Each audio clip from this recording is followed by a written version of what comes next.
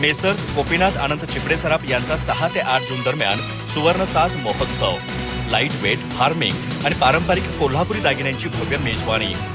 गडहिंग्लजमधील hotel Airavati येथे प्रथमच आकर्षक ज्वेलरी प्रदर्शन.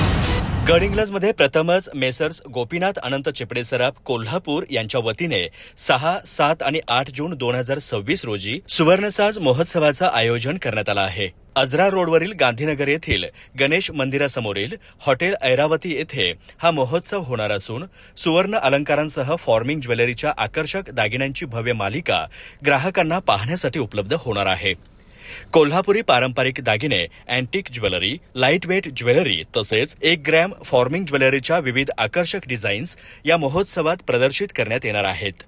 पारंपरिक सुवर्णकलेची नजाकत आणि आधुनिक डिझाईनचा संगम या प्रदर्शनातून अनुभवता येणार आहे. या महोत्सवाचा शुभारंभ शनिवार दिनांक 6 जून रोजी सकाळी 11 वाजता मान्यवरांच्या उपस्थितीत होणार आहे. यावेळी बालरोग तज्ज्ञ डॉक्टर राजश्री पट्टणशेट्टी, डॉक्टर मृणाली सुतार, डॉक्टर रोशनी बारदेसकर आणि लता हत्तरगी यांची प्रमुख उपस्थिती राहणार आहे.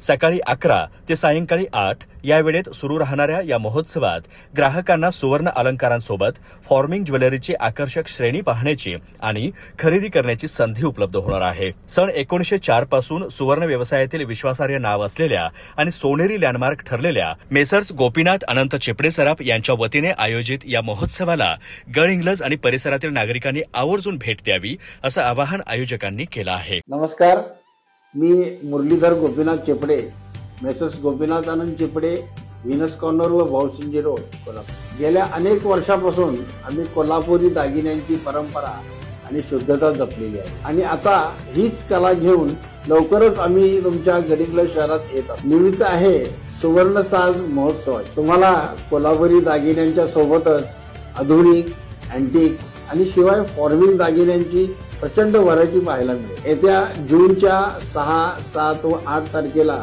हॉटेल ऐरावती इथं भव्य प्रदर्शन भरवत आहोत. आपल्या गडहिंग्लज मधील या सुवर्ण उत्सवाला आपण सहकुटुंब नक्की या. अधिक माहिती आणि ताज्या घडामोडींसाठी आजच आमचे चॅनल सबस्क्राईब करा.